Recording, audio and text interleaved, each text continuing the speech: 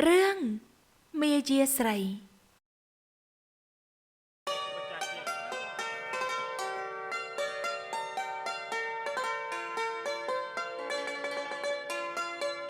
កាលពីព្រេងនាយមានបុរសម្នាក់មានប្រពន្ធនៅជាមួយគ្នាតែពុំមានកូនលុះយូរទៅប្រពន្ធនោះក៏មានសហាយនាំមកដេកក្នុងផ្ទះសឹងតែរាល់ថ្ងៃ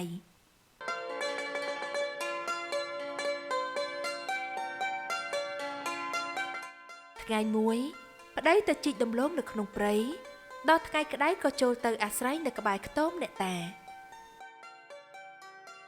ជួនជាពេលនោះប្រពន្ធរៀបចំអីវ៉ាន់ទៅបន់អ្នកតានោះឲ្យទៅធ្វើប្តីឲ្យស្លាប់និងអាលយកសហាយធ្វើប្តីរៀបស្រេចហើយ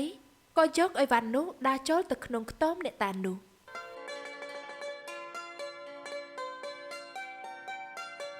ប្តីឃើញប្រពន្ធដើរចូលទៅក្នុងខ្ទមអ្នកតាក៏នឹកឆ្ងល់ថាប្រពន្ធរបស់ខ្លួនមករកអ្វីក្នុងខ្ទមអ្នកតានេះ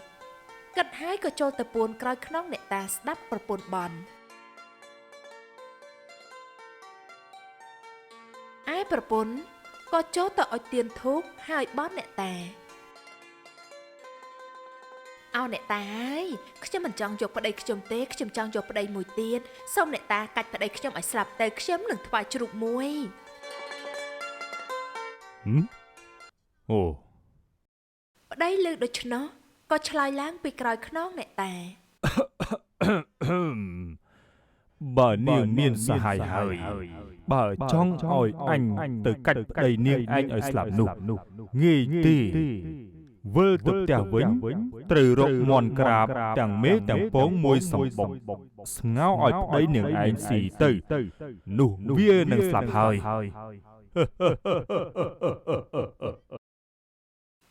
មេនោះលើកដូច្នោះស្មានថាអ្នកតាបង្គាំក៏ប្រញាប់វិលមកផ្ទះវិញរកទិញបានមេមន់ក្រាបមួយសម្បុកស្ងោទុកឲ្យប្តីហូបដើម្បីនឹងឲ្យស្លាប់ហើយនឹងបានយកសហាយលុះដល់ប្រលំប្តីមកពីជីកដំឡូងវិញឯងបានអីហូបបាយហ្នឹងថ្ងៃនេះអូហូគឺខ្ញុំបានមេមន់ក្រាបនឹងពងមួយសម្បុកស្ងោទុកឲ្យអ្នកបើអញ្ចឹងរៀបបាយមកហូប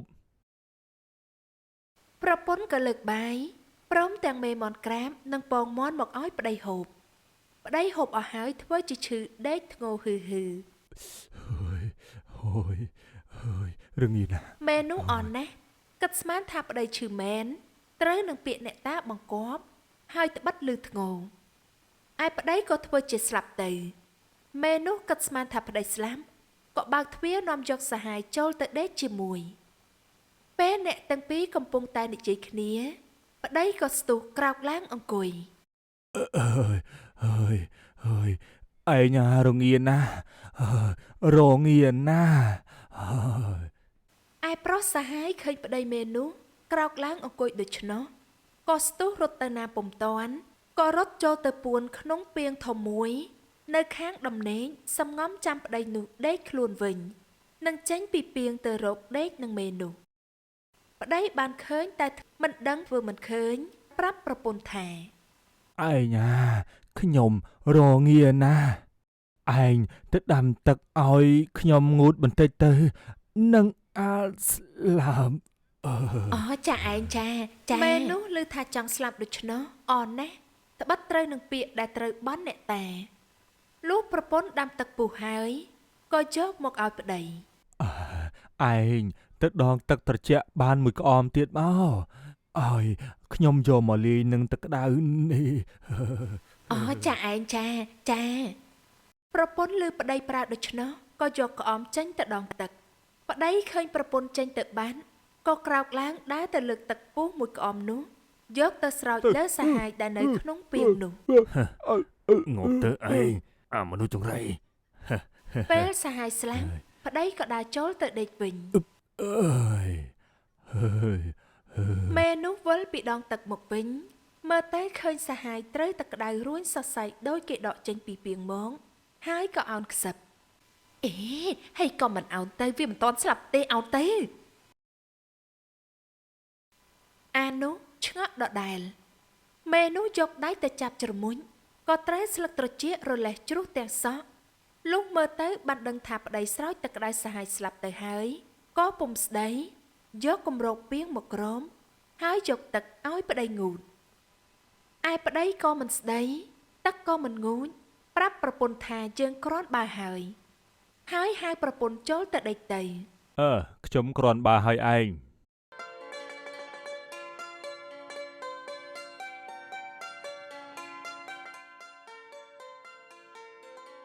លុះព្រឹកប្រហៀមឡើង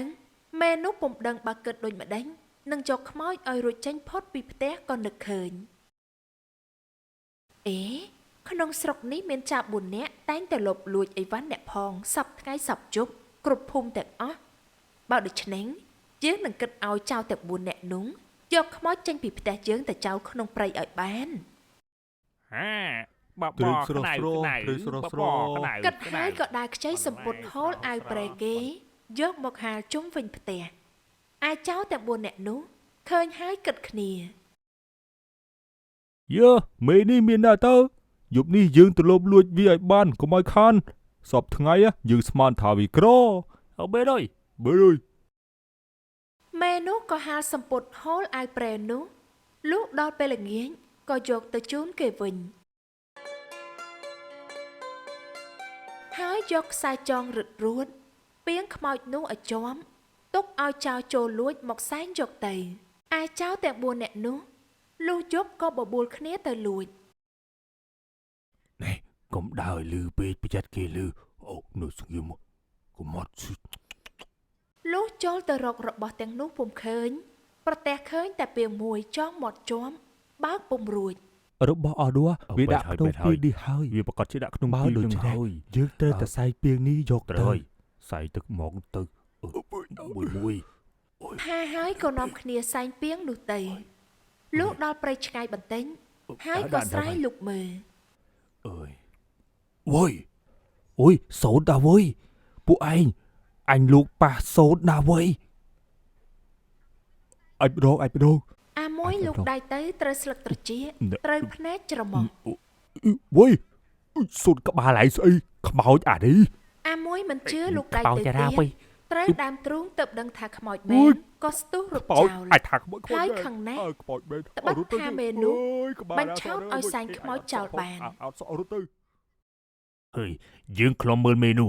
បើយើងឃើញវាដើរទៅណាតែម្នាក់ឯងគ្នាយើងត្រូវតែចោមរោមចាប់វាវាយឲ្យវារៀងកុំឲ្យវាមកបញ្ឆោតយើងទៀតក្តៅចិត្តណាស់បន្លែស្រាមអាំងជួនជាថ្ងៃមួយមេនោះចុះទៅកំពុងរកទិញអីវ៉ាន់ត្បិតមានសំពៅទៅនឹងមកដល់ពីស្រុកប្រែមេនោះដើរដល់ពាក់កណ្ដាលផ្លូវក៏ជួបនឹងចៅទាំង4នាក់គឺនេះហើយដែលបបបញ្ឆោតយើងពីថ្ងៃមុននោះឆាប់មែនហើយឆាប់វាយដៀកទៅជាការសោកសឹកណាស់ហើយអ្នកបើអ្នកវាខ្ញុំណាក៏អត់ប្រយោជន៍ដែរ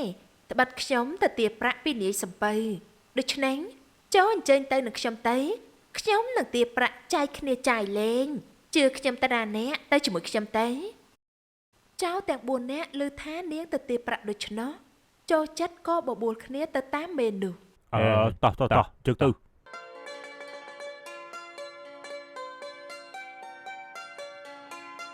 ពេលទៅដល់មេនោះផ្ដាំចៅទាំង4នាក់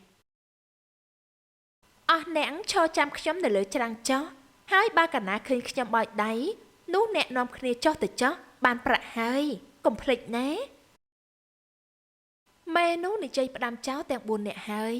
ក៏ឡើងទៅលើសំពៅនិយាយនឹងនាយសំពៅដើម្បីលក់ចៅទាំង4នាក់នាងថាចៅនេះជាខ្ញុំរបស់នាងហើយចង្អុលបង្ហាញនាយសំពៅនោះណោវាទាំង4នាក់បើវាឡើងមកសូមអ្នកចាប់ដាក់ច្បាក់ឲ្យជាប់ទេកុំឲ្យវារត់បានណាហើយចុះខ្ញុំនឹងឯងលក់ទាំង4នាក់ហ្នឹងលក់ថ្លៃប្រហែល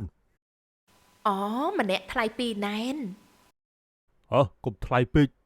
ណាមួយណែនកន្លះបានឲ្យព្រមលក់អត់ណាហើយលក់ក៏លក់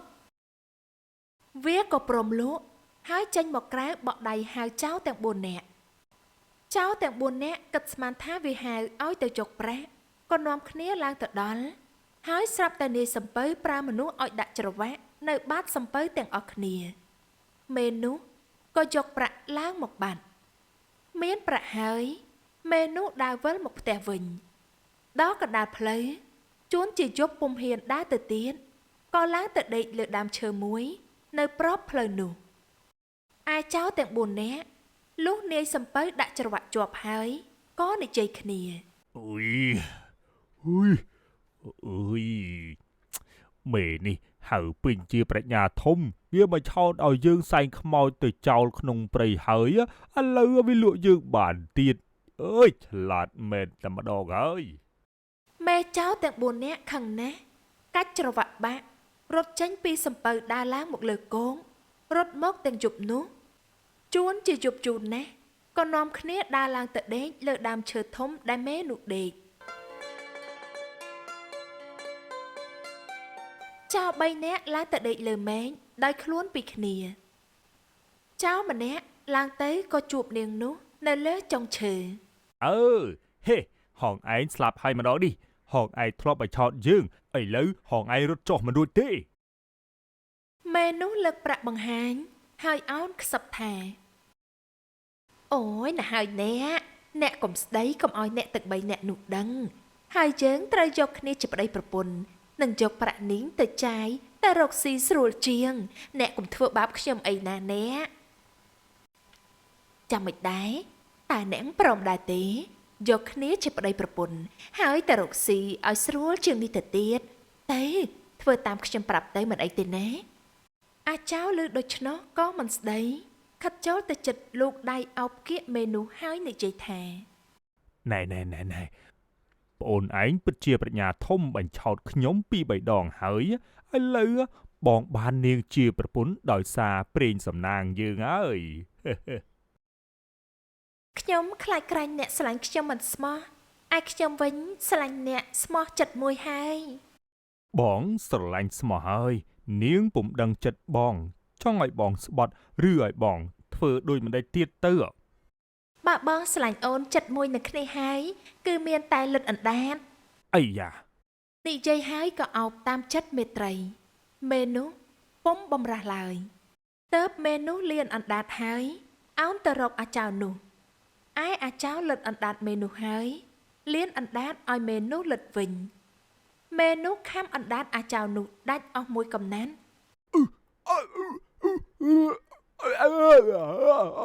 ហើយច្រានទម្លាក់ពីលើចុងឈើធ្លាក់ដល់ដីស្រែកឮតែលលឯ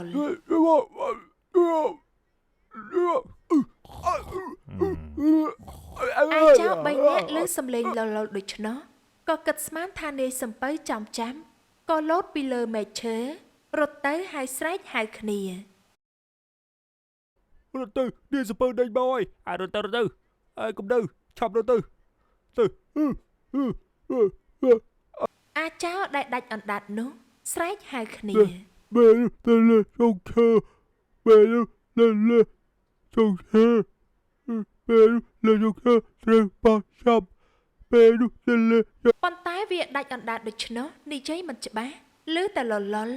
គ្នាវាគិតស្មានថាគេដេញចាំចេះតែប្រឹងរត់យកទៅប្រះអាយុរៀងខ្លួនឯមេនោះចុះពីលើចុងឈើយកប្រាក់ទៅផ្ទះឲ្យប្តី